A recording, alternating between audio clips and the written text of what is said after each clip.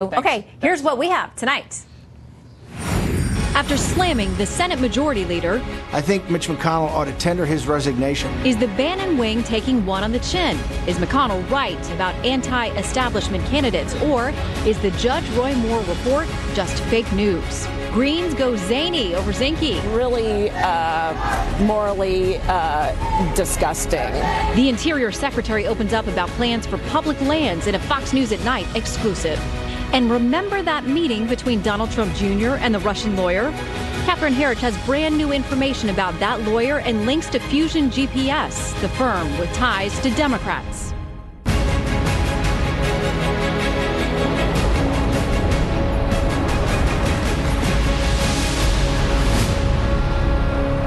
Hello and welcome to Fox News at Night. I'm Shannon Bream in Washington.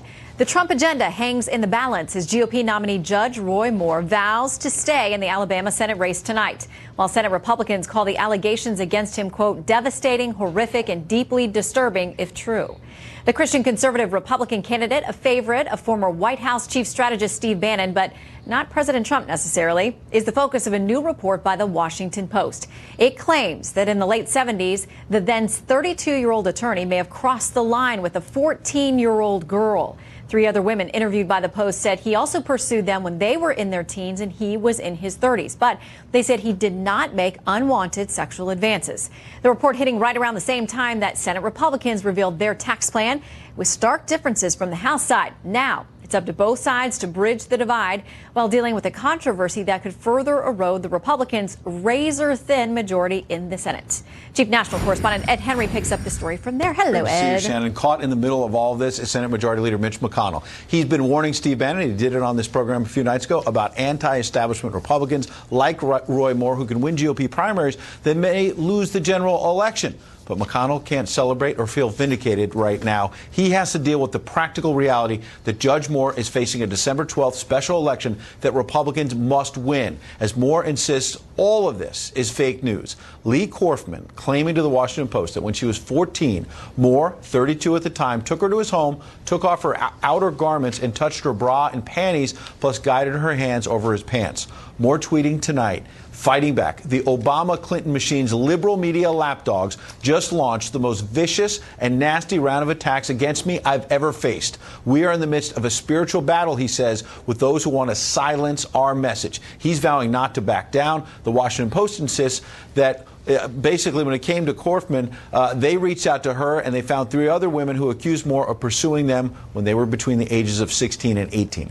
That led several Republicans today to say if the allegations are true, Moore should step aside. But what's amazing is that John McCain tweeted that Moore should get out without waiting for any kind of investigation. Quote, the allegations against Roy Moore are deeply disturbing and disqualifying. He should immediately step aside and allow the people of Alabama to elect a candidate they can be proud of. Now, if Moore quits, his name would stay on the ballot for the early December special election to fill Attorney General Jeff Sessions' old seat, because the state law holds new ballots can't be reprinted within 76 days of an election. We're within that, of course. Some Republicans talking about recruiting Luther Strange, the current senator who's on his way out, who was backed by the president and Mitch McConnell, but lost to Moore in the primary with the backing of Steve Bannon, who just yesterday told Sean Hannity it's McConnell who should get out of the way, after McConnell predicted to Shannon that Bannon was stirring up trouble while refusing even to use his name.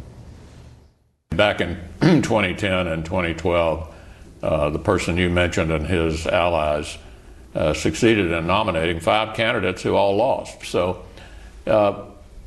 we succeeded in 2014 and 2016 in defeating sure losers in primaries, and we took the Senate. I think Mitch McConnell ought to tender his resignation. What he ought to do is offer to resign as soon as taxes are done. We can't do it in the middle of taxes. Here's the thing. You heard about taxes there. If Republicans end up losing this seat in December, Democrats get yet another vote in the Senate, and the chances of passing tax cuts, let alone repealing and replacing Obamacare, out the window, Shannon. This is a big deal. It is, and when you talk about the trouble with the ballot and the name staying on and the inability in recruiting someone who lost in the primary, it reminds me a lot of that Alaska primary, the seat that Lisa Murkowski ended up winning because of all these last-minute ballot issues. And you could do that with Luther Strange or another Republican potentially, and there are going to be lawsuits to try to get another name potentially on the ballot. But obviously, this thing could be tied up in courts. It could be something that's dragging on for a while. Yeah, and this is about a month away.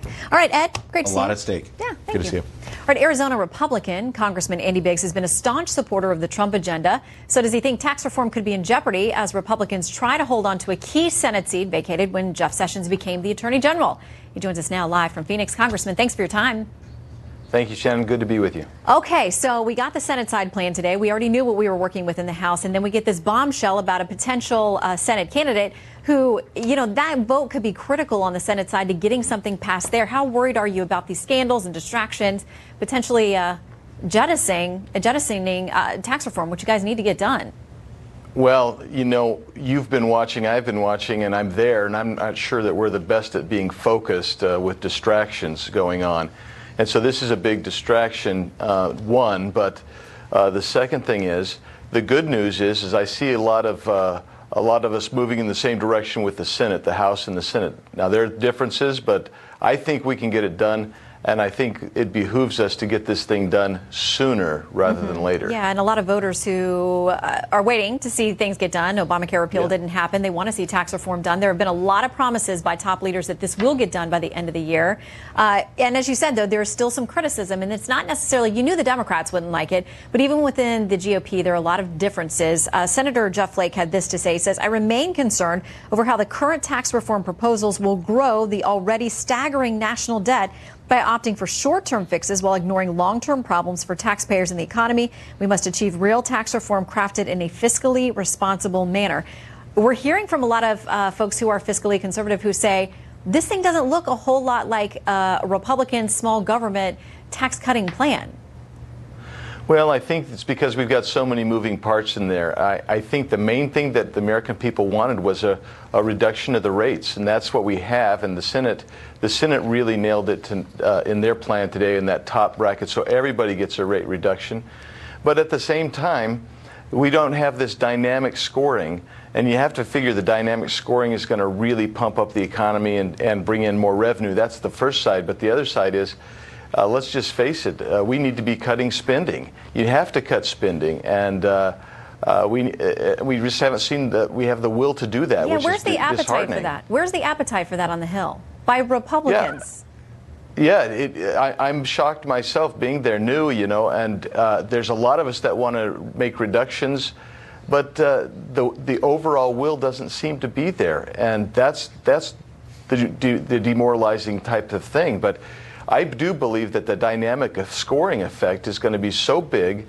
If we move to the 4.6 as it's predicted in the next quarter, it'll be because of this tax reform. And I suspect that we're going to keep growing. And every 1 point of growth is $1 trillion more in the economy.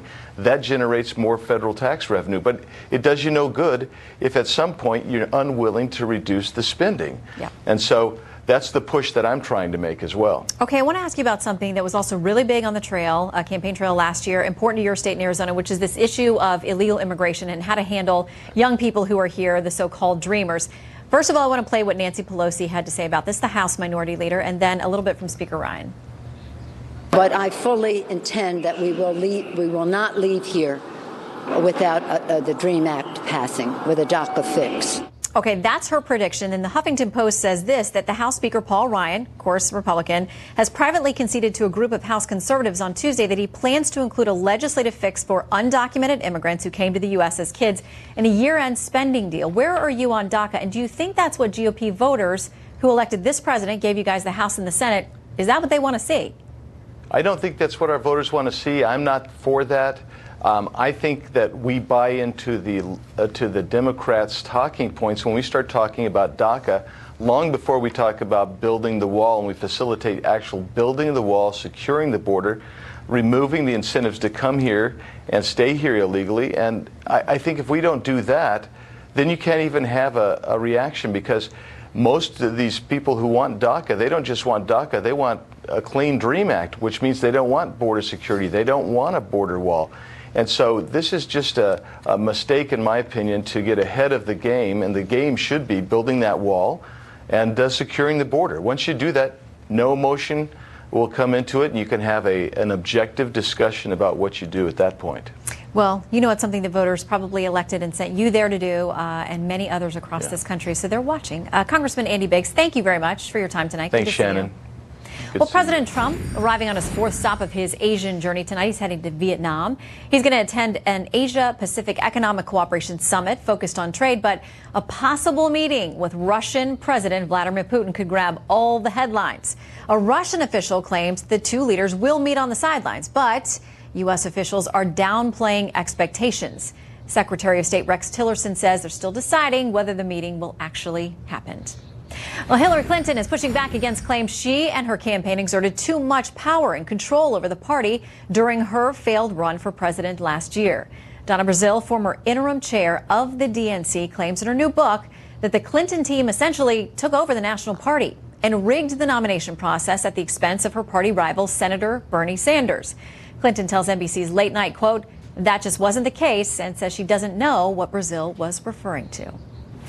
3 countries have ordered their citizens out of Lebanon amid skyrocketing tensions between the Saudi and Lebanese governments over Hezbollah. Saudi Arabia's Ministry of Foreign Affairs says Saudi nationals visiting or living in Lebanon should leave the country as soon as possible. Kuwait and Bahrain also requested their citizens leave. Earlier this week, Saudi Arabia asserted that Lebanon has essentially declared war on the Saudis because of Iran-backed Hezbollah's aggression and influence in Lebanon's military and political spheres. Just ahead, deep down in the swamp, a new report tonight that the Russians were closer to the dossier and Democrats than previously thought. Catherine Herridge coming up on that. And the Guardian of Public Lands is under fire from the Greens. Interior Secretary Ryan Zinke joins us live for an interview so rare, it's practically endangered.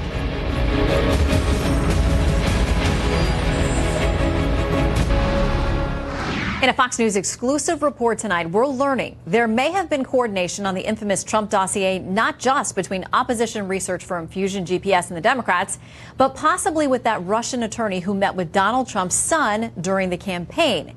Chief National Correspondent Catherine Herridge has the story.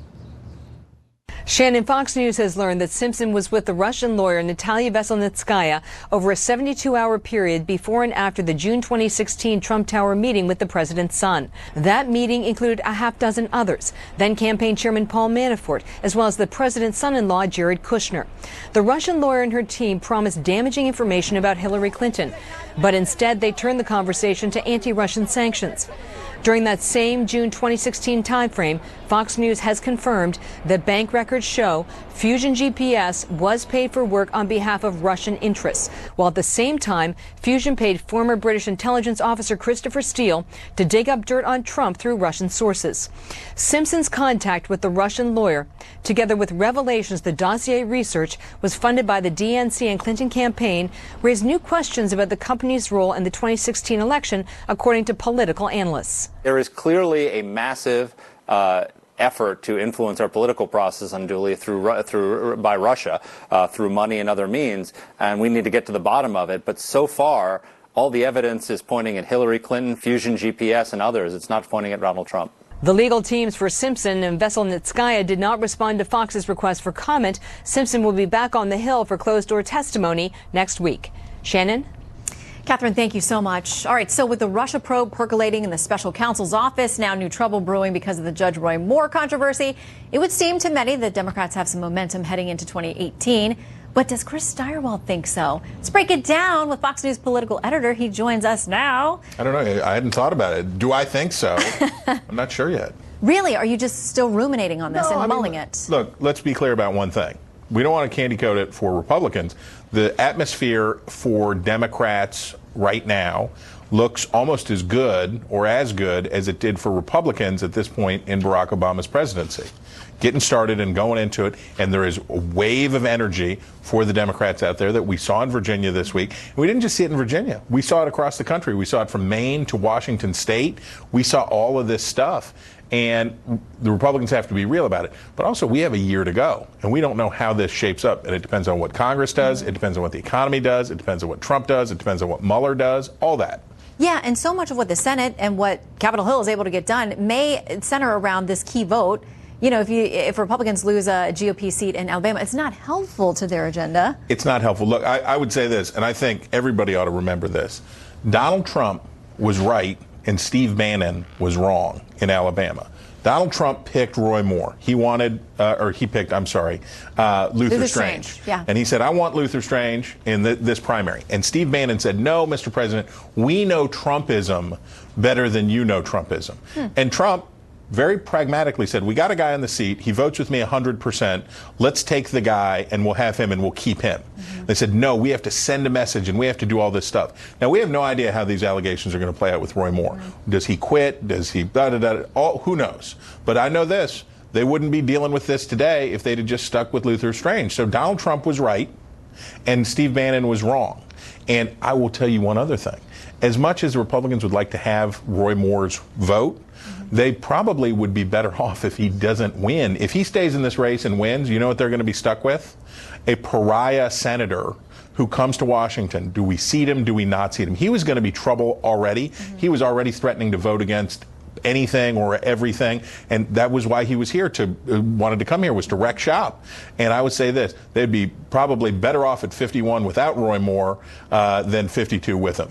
You think so? Because listen, his Democratic opponent's not going to come here and vote for Obamacare repeal or for tax reform. I don't know. He might quickly, I have no idea, but he might quickly fall into the category of Joe Manchin. Because remember, he'd have to run again. Yeah. Joe Manchin, Heidi Heitkamp, Joe Donnelly from Indiana that say, Mr. President, let's make a deal on taxes. Let's talk about this kind of stuff. Look, I don't know what the future looks like. I just know Donald Trump was right. Steve Bannon was wrong. It would have been better to stay with the senator who was in power, to stay with Luther Strange, than to be bailing this out tonight and dealing with what, as you point out, could cost the Republicans a valuable seat in the Senate. All right, here's what the judge says in tweeting out tonight. He says the Obama-Clinton machine's liberal media lapdogs just launched the most vicious and nasty round of attacks against me I've ever faced. We're in the midst of a spiritual battle with those who want to silence our message.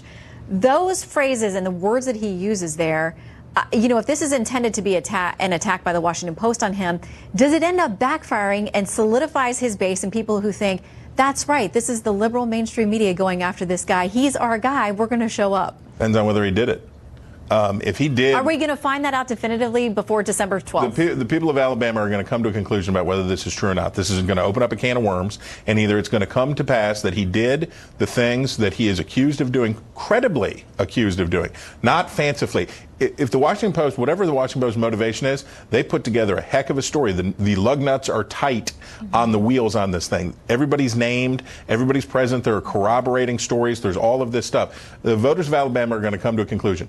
I don't think that the voters of Alabama are going to send to the Senate a guy who, as a 32-year-old prosecutor, was loitering outside of family court picking up a 14-year-old girl. I don't know whether he did it or didn't do it, but if they come to the conclusion that he did, I don't think that they're going to send him to the Senate. I will say as an attorney, innocent until proven guilty, but people have gone on the record and told their stories, and that's very persuasive in these cases. And put so we will... That face, that picture, that woman that says, it's me, that carries a lot of weight with voters, I would imagine. Can I quickly ask you about Al Green? Yeah, ask me anything you want. The congressman that a lot of folks, if our viewers know him, it's because he's always trying to impeach the president. He's now laid down this marker. He says, Democrats, you got to get it done. Or Republicans, if you want to vote for it too. He says, you got to get it. There might be a couple. I've heard. They have whispered to me. That's just the sad truth. If you want to see a party turning on its own president, that's potentially going to happen with a couple of runaway people. But essentially, he says it's got to be done by Christmas. I am giving you a deadline. Does this help or hurt the Democrats going down the I word? It does not help. So Al Green, Tom Steyer I actually find is the most interesting part of this. So Tom Steyer is a billionaire, and he's running this ad campaign where he says, sign the petition, which means give me your contact information.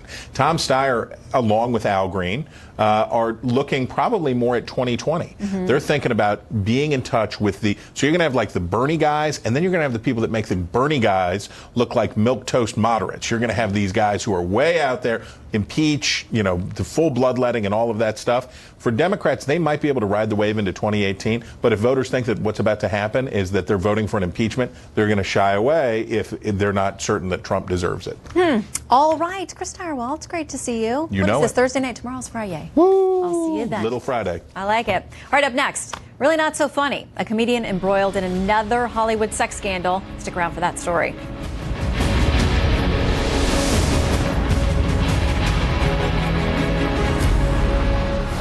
Hollywood rocked again by yet another sexual harassment bombshell. This time, the allegations are against Louis C.K. The claims forcing the comedian to cancel a big movie premiere and media blitz that were scheduled for tonight. Trace Gallagher has the very latest from our L.A. bureau. Hey, Trace.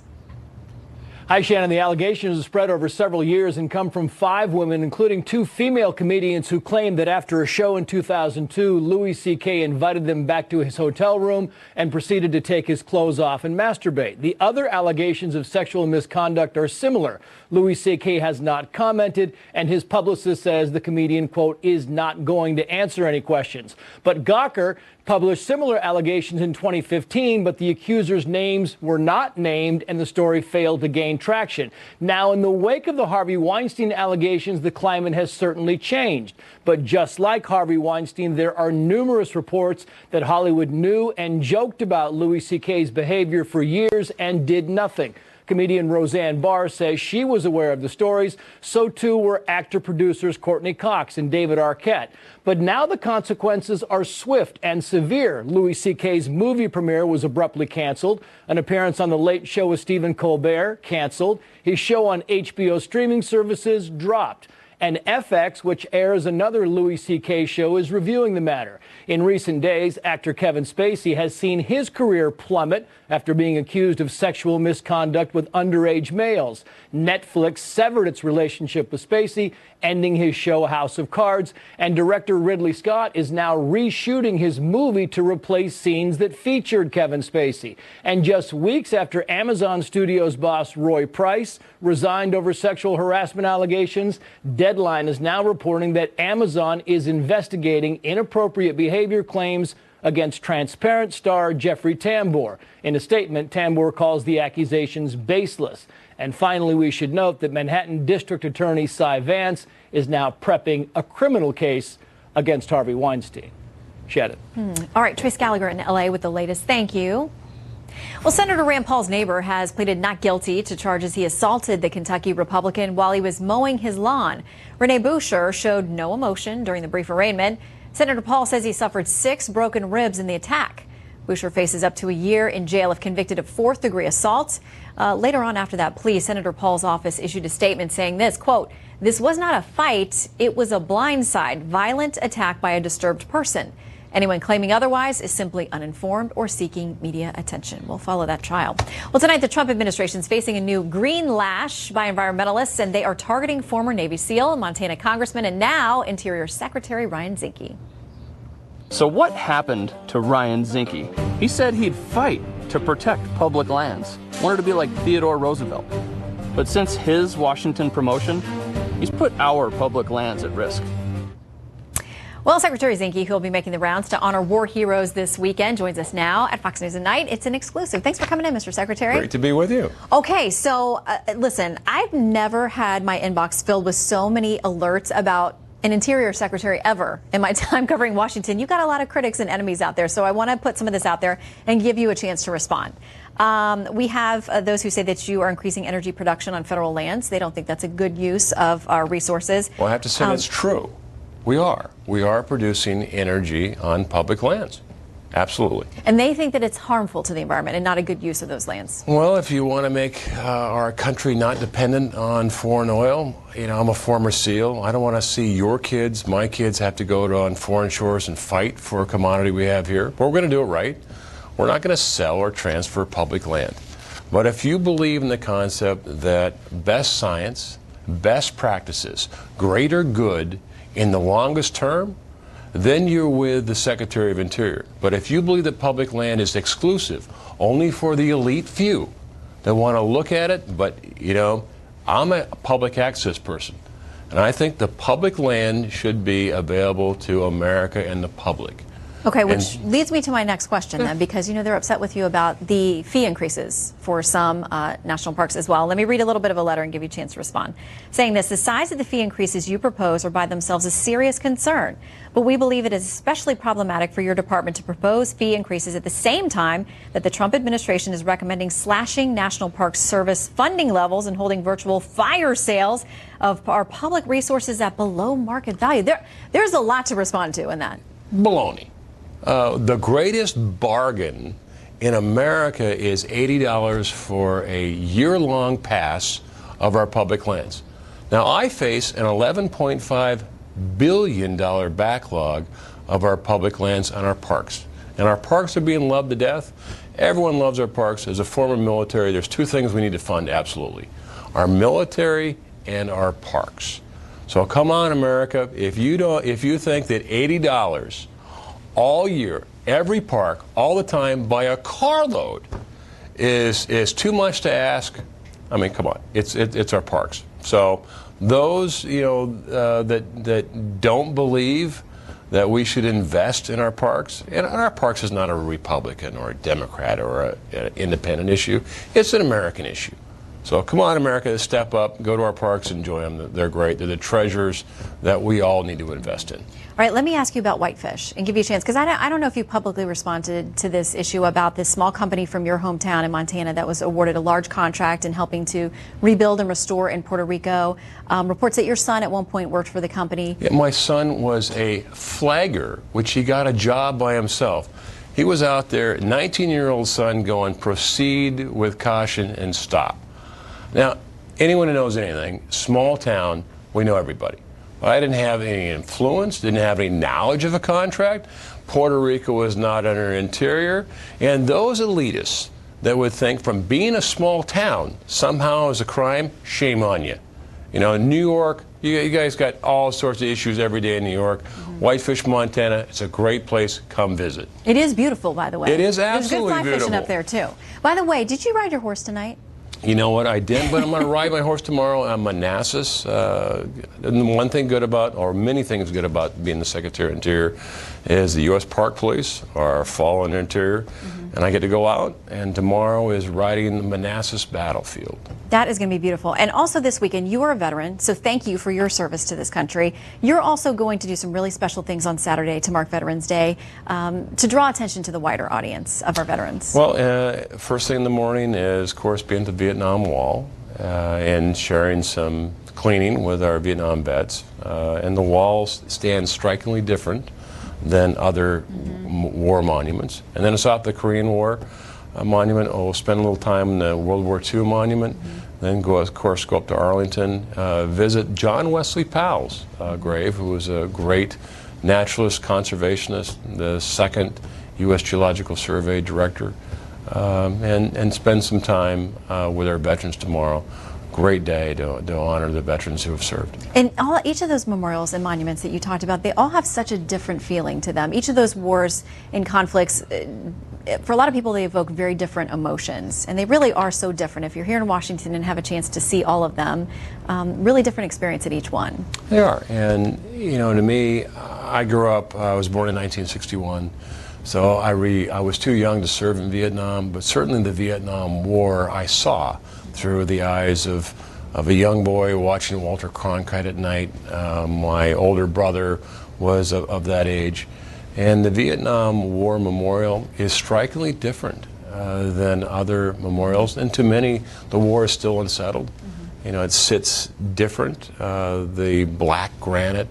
And I was reading names, very emotional still today. And I think it's a great tribute of remembrance. That monument in particular doesn't symbolize defeat or victory. I think it symbolizes a remembrance. The World War II, very few World War II veterans around today, but you see them pay tribute. Fantastic. And the Forgotten War. My stepfather was a Korean War vet, and in many ways is forgotten. And that monument in particular, in the snow, it shows a squad walking slowly through area. Absolutely. They've done a really good job. Exciting that the Eisenhower monument's going forward. To many, they're very excited about that. But this is a tribute to our great nation and being the steward of our greatest lands, our greatest treasures. Interior has 1/5 the territory of the United States, 12 time zones, and we also have the battlefields. And I would say, go out and visit a park. And think of that also, because the one thing they all have in common, these memorials we talk about, is that we owe a great debt to all of our veterans, including you. Now, I'm going to watch and see what shows up in my inbox about you this weekend, because I'm sure I'm going to get something. You're always welcome to come back, Mr. Secretary. Well, thanks, I appreciate it. Good to have you. Thanks.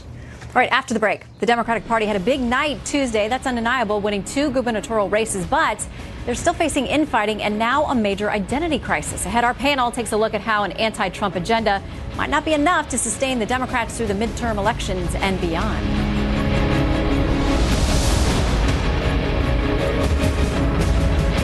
Resistance to the resistance is growing tonight. According to a new report, some Democratic donors are fretting over the party's further swerve to the left.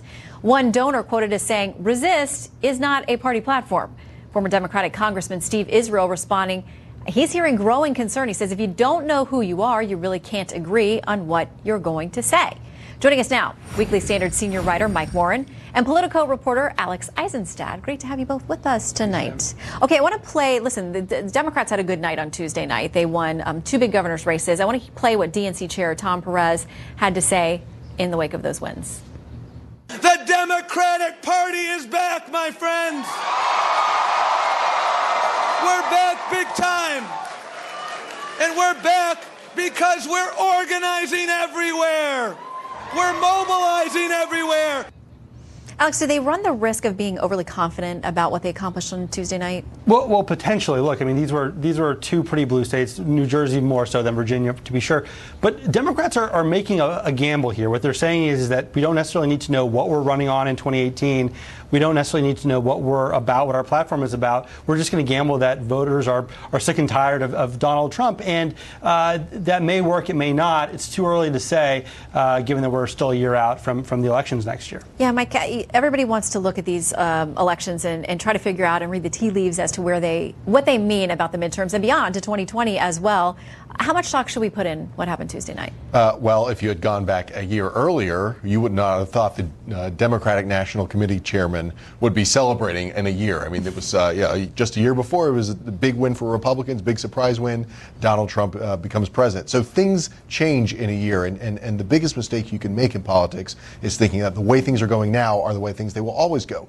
That being said, the president's low approval rating, I think, has more to do with how Democrats did on Tuesday than really, any sort of plan that Democrats had. They ran kind of under the radar, milquetoast Democratic candidates at those top levels for governor of New Jersey and Virginia.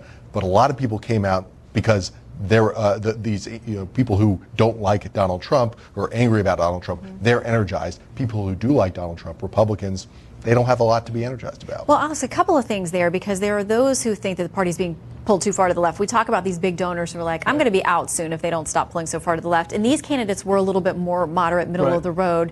Was that the winning formula? Well, potentially, and if that's the case, things are going to get a lot more complicated next year when you start seeing a lot of Democratic primaries and House races and Senate races, because you could see more liberal Democratic candidates facing off against more moderate Democratic candidates in primaries. And it's going to be interesting to see if those more moderate candidates get pulled to the left, because the party could be demanding some real serious purity as it relates to Trump and demanding things like we could see debates over impeachment and other kinds of things. It's going to be really interesting to see that dynamic play out. Well, and it's interesting because you talk about the approval ratings, Mike. I mean, they're clearly not great for the president, although a lot of people think that the polls aren't accurate because they point to what happened in the election, that a lot of people weren't truthfully reporting how they felt about things to pollsters. But what we do know is they feel good about the economy. It's at the highest level, at least the approval rating on the economy, that we've had since before 9/11, and it's up 11% since Donald Trump took the White House. Yeah, I think that's right, and that's one of these factors that could change over the next year. The economy continues to be strong. The argument for a Democratic Congress or a Democratic congressman in your particular district becomes weaker. These are all the factors that could change. I actually think what's more important than any kind of message for the Democratic Party is sort of alluding to what Alex was just saying, is finding the right candidate for a district. You go back to 2006, there was a big year for Democrats. Who was in charge of picking the Senate candidates for the Democrats. It was Chuck Schumer. He knew he needed to find candidates that fit the states that weren't necessarily down the line liberals if it was a more red state.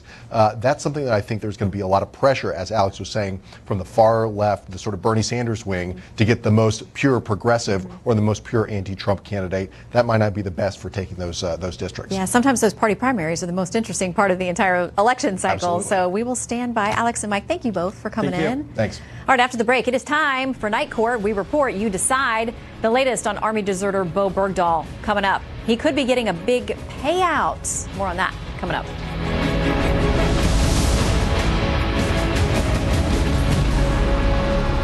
Time now for Night Court. We pass no judgment on these stories, but present them to you, the jury, for your consideration. Former Washington, D.C. Mayor Marion Barry presided over some of the most crime-ridden and scandalous eras in the district's history. He was famously arrested for smoking crack cocaine while he was mayor in an FBI sting. And now the D.C. City Council has taken a big step towards immortalizing Barry. The council voting unanimously to support erecting a statue of Barry in front of City Hall. Earlier this month, the judge ruled that Army deserter Bo Bergdahl would not serve any jail time for abandoning his post in Afghanistan. Now that he's out of legal limbo, the Army is determining if he's eligible for back pay for the 5 years he was in Taliban captivity. In total, with his basic and deployment pay, he could be entitled to more than $300,000 in back pay. The Army says it's looking into it. And a British psychologist is making headlines tonight for claiming that listening to Christmas music is bad for your mental health. The shrink says that hearing Christmas tunes too early in the season stresses us out because it makes us think about all the things we have to do, like buying gifts for our loved ones and getting those cards out. It says it's especially harmful for store workers who have to struggle to tune out Christmas music, making it hard to focus on their jobs. And our very own Chris Wallace, the anchor of Fox News Sunday, winning a prestigious journalism award tonight. The Founders Award for Excellence was awarded by the International Center for Journalists. Wallace was praised for 4 decades of tough but fair interviewing. Wallace told the audience of journalists, quote, we are umpires, not players on the field, and he urged us all to play it straight. Just ahead, a soldier shares his stunning story of survival with me, now how he's dedicating his life to helping others. He's a hero. Stick around.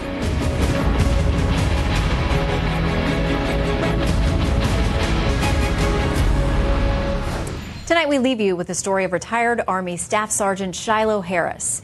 On his second deployment in Iraq, he was blasted by an IED, losing fellow soldiers and then spending 48 days in a coma. He's been through dozens of surgeries and now actually lives medication-free. As we head into Veterans Day weekend, here's a real hero who served our country and now works on inspiring and helping others. Welcome to Fox News at Night. So great to have you join us, Shiloh. I'm very proud to be here. Thank you for having me. Listen, your story is unbelievable. I read it and I think about who among us would be strong enough to do what you've done and come through 75 plus surgeries, a massive healing process, not only physical but emotional as well. What's that been like?